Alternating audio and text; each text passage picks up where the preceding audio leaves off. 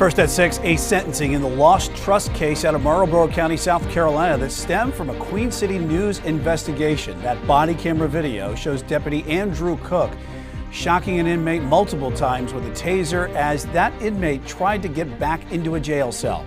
Cook pleaded guilty to a federal charge and testified that he fired the shocks because he was instructed to do so by Sheriff Charles Lemon.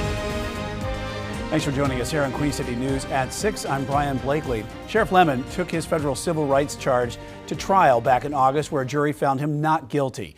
The Attorney General's office dismissed the state charges against Lemon and Cook earlier this year, but the dismissal included a note that the AG's office could reinstate the charges. Officials decided they would not reinstate the state charge after a federal grand jury indicted both Lemon and Deputy Andrew Cook in January.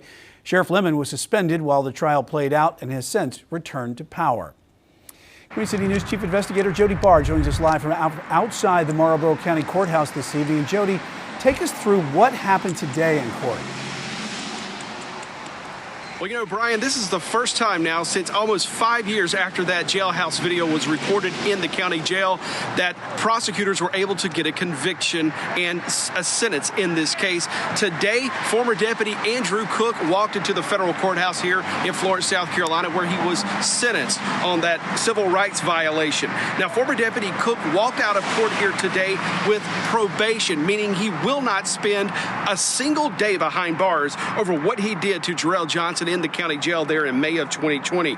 Marlboro County Sheriff Charles Lemon and former Deputy Andrew Cook each faced 10 years in prison and a $250,000 fine when that federal grand jury handed down those indictments here back in January. Cook, though, quickly pleaded guilty and agreed to help prosecutors to convict his former boss.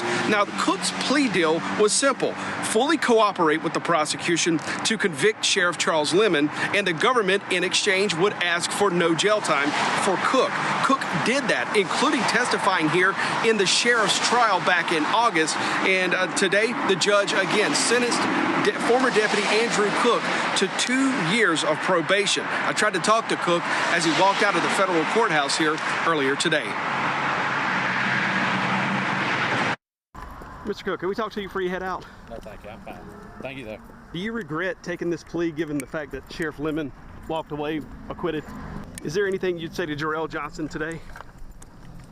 Apologize to him, or?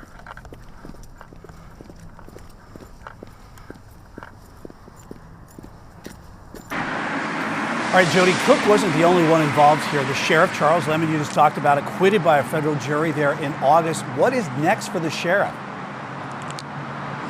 Well, what's next for the sheriff? He is going to be packing up his office here. He has about 30 days left in his term. He was soundly defeated in the November election. The sheriff was defeated.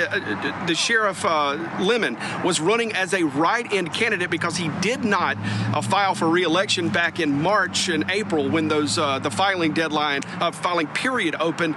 Lemon, facing this prosecution, did not file for re-election, so he ran as a write-in, and he was beaten soundly by Larry McNeil, who will assume office in January there in Marlboro County. Yeah, Jody Barr live in South Carolina for us, covering this case. You've been doing this for years and staying on top of it today. Thanks for joining us here. We'll see you here soon.